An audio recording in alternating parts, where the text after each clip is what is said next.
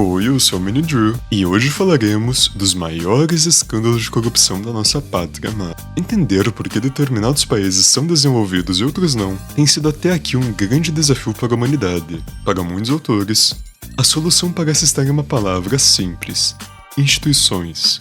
Como lidamos e organizamos as instituições de um país podem explicar boa parte dos nossos dilemas. Quer algum exemplo? Imagine qualquer instituição que receba verbas do governo para funcionar. Pode ser um sindicato, alguma entidade estudantil, um partido político ou uma associação de bairro. Em seguida, procure uma prestação de contas dessa entidade, detalhando onde os recursos foram aplicados.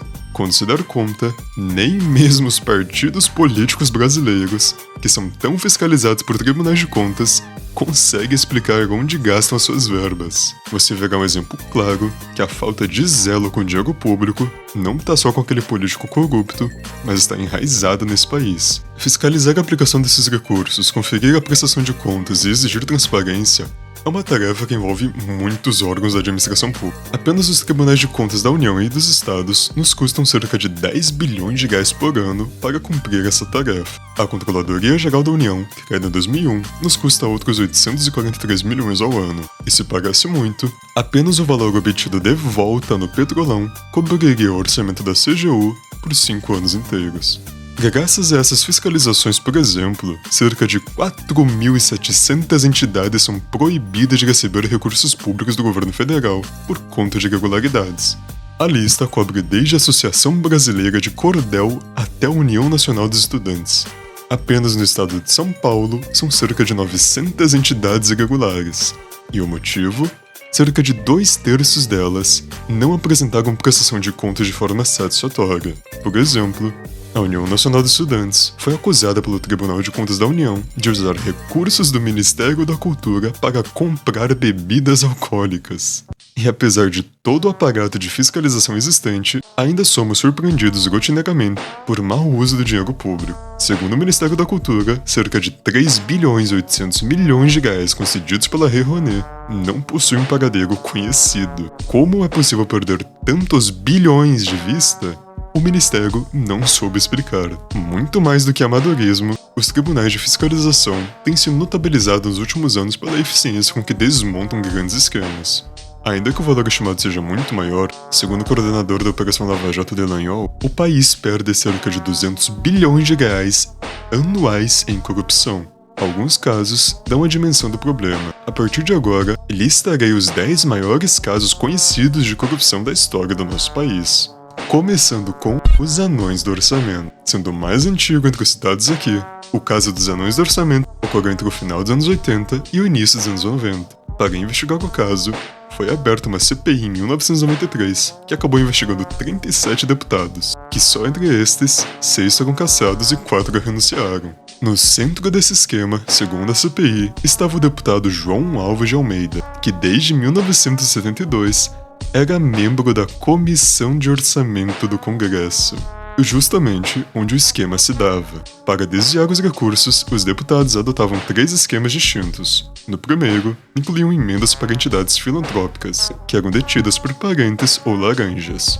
No segundo, e mais representativo, incluíam verbas para grandes obras públicas mediante comissões de empreiteiras. E no terceiro caso, prefeituras acordavam o pagamento de taxas para incluir obras públicas no orçamento, que seriam pagas por meio da contratação da construtora Ceval, que pertencia ao deputado João Alves. E para lavar esse dinheiro, João Alves comprava bilhetes premiados na loteria. E para lavar esse dinheiro, João Alves comprava bilhetes premiados na loteria, que segundo o próprio, ele teria ganhado 200 vezes o prêmio. Era realmente um cara de sorte.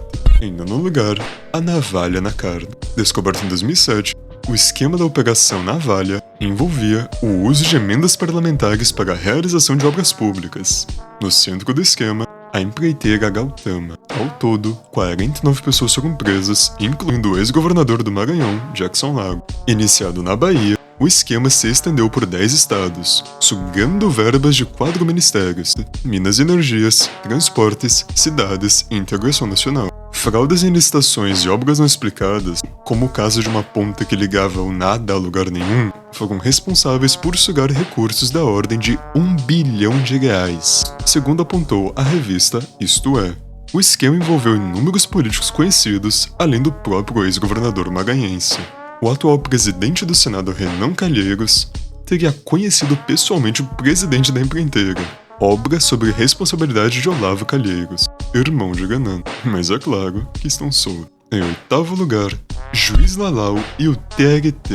Liderado pelo juiz Nicolau dos Santos, o esquema de corrupção do Tribunal Regional do Trabalho de São Paulo foi um dos maiores e mais audaciosos da história brasileira. Entre 1992 e 1998, Nicolau e uma rede de colaboradores desviaram cerca de R$2 bilhões em recursos públicos. O juiz, que ocupava uma posição de grande influência, manipulava licitações e contratava empreiteiras de sua preferência, recebendo propinas significativas. O dinheiro desviado era usado para financiar a construção de novos prédios do tribunal e outros projetos para o mesmo, mas sempre acabava sendo absorvido por um esquema de superfaturamento e pagamentos indevidos. A descoberta do caso ocorreu por meio de investigações conduzidas por autoridades federais que revelaram uma complexa rede de lavagem de dinheiro. Nicolau foi condenado em 2001 a mais de 100 anos de prisão, mas fugiu para os Estados Unidos, onde permaneceu foragido por anos antes de ser capturado e trazido de volta ao Brasil. Em sétimo lugar, a Operação Lava Jato. Calma que eu vou explicar. A Operação Lava Jato, que teve início em 2014, trouxe um novo patamar de dimensão e complexidade aos esquemas de corrupção no Brasil, que envolveu diversos setores, mas o foco aqui será o político. Dentro do esquema estavam envolvidos os maiores partidos políticos do Brasil, onde os investigadores descobriram que entre 2004 e 2014, contratos de obras estatais estavam sendo superfaturados e os recursos iam a partidos políticos, que iam desde propinas, caixa 2 e até acordos. Entre os envolvidos, vale citar o atual presidente Luiz Inácio Lula da Silva, o ex-presidente Michel Temer, Ciro Nogueira, Aécio Neves, Gleisi Hoffmann, José Dirceu, José Sarney, Renan Calheiros, Rosiana Sarney, além de inúmeros outros políticos que foram investigados e muitos sentenciados. O impacto político da Lava Jato foi imenso, e seus desdobramentos ainda reverberam no cenário político e econômico brasileiro. Em sexto lugar, o Mensalão.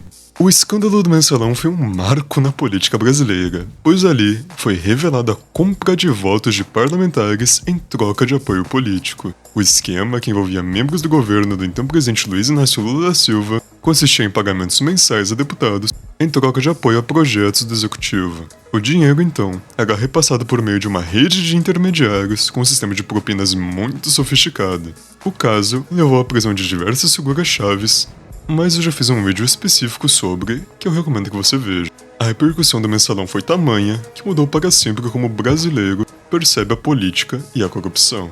Em quinto lugar, o caso do Banestado. O caso do Banestado, que envolveu o ex-funcionário do Banco do Estado do Paraná, foi um esquema de lavagem de dinheiro em larga escala que atingiu cifras astronômicas na época. Entre 96 e o ano 2000, cerca de 1.400 contas foram utilizadas para enviar dinheiro às contas no exterior, com um total aproximado de 30 bilhões de reais desviados. Esse caso evidenciou a fragilidade do sistema financeiro brasileiro e a falta de mecanismos eficazes no controle de transações bancárias internacionais. Muitos políticos, empresários e operadores financeiros importantes estavam envolvidos. E o esquema revelou a complexidade de processos de lavagem de dinheiro e a sua interconexão com o sistema bancário. Em quarto lugar, o caso dos Correios. O caso dos Correios está neste ponto da lista, pois o esquema de corrupção envolvendo os Correios foi um dos mais audaciosos do Brasil e impactou o funcionamento de uma das maiores estatais do país, que praticamente nunca mais se recuperou, tendo praticamente pouquíssimos anos de superávit fiscal. Investigado pela Polícia Federal, o caso revelou um esquema de superfaturamento em contratos de prestação de serviços e fornecimento de produtos, e envolveu altos executivos e políticos brasileiros. E em um movimento para tentar abafar o caso, figuras importantes tentaram manipular as investigações e impedir que a verdade viesse à tona. Dentre os implicados estavam figuras proeminentes do governo, e o escândalo resultou na prisão de diversos executivos de empresas e políticos de alto escalão.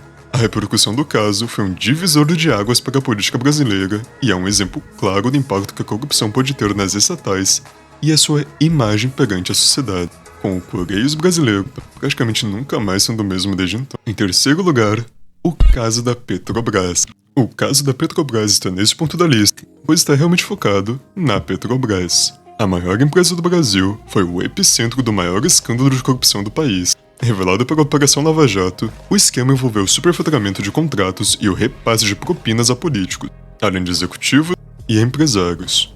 O caso causou uma crise de confiança na maior empresa do país e abalou profundamente a economia brasileira de forma bem significativa. A corrupção da Petrobras revelou a profundidade do problema em estatais e a necessidade de reformas para combater a impunidade, apenas intensificando até então a Operação Lava Jato, que viria a revelar as próximas duas da lista. Em segundo lugar, a Operação Carne Fraca. A Operação Carne Fraca está nesse ponto da lista, pois até aqui ela foi a qual mais afetou o quesito de saúde da população, pondo realmente em risco muitos brasileiros. Conduzindo em 2017, ela desvendou um esquema de corrupção no setor de alimentos, envolvendo grandes empresas do ramo de carne e alimentos de consumo, onde as investigações apontaram gigantescos casos de fraudes nas inspeções sanitárias dessas empresas, com gigantescos pagamentos de propinas para facilitar o repasse de produtos impróprios ao consumo à população brasileira. Um exemplo claro de total desprezo à saúde e o bem-estar da população brasileira. E em primeiríssimo lugar, o caso do Petrolão de 2014. Finalmente, de modo geral, o maior escândalo de corrupção da história do Brasil e do mundo viria à toa. A Operação Lava Jato expõe o epicentro da destruição da moralidade pública e da confiança em qualquer instituição do governo, além da solidificação da impunidade que perdura no Brasil. O Petrolão envolveu inúmeras instituições que iam desde estatais, construtoras, refinarias, empresas de fachada, empresas de comunicação e inúmeras outras empresas, todas envolvidas em um gigantesco e muito sofisticado esquema de corrupção, que caso vocês queiram, comentem embaixo que eu posso fazer um vídeo explicando. O valor estimado desviado apenas no Petrolão foi de 42 bilhões de reais. Mas enfim, na sua opinião, em que ordem você botaria esses casos de corrupção? Ou você substituiria um por outro caso? Deixe aí nos comentários, eu adoraria ler.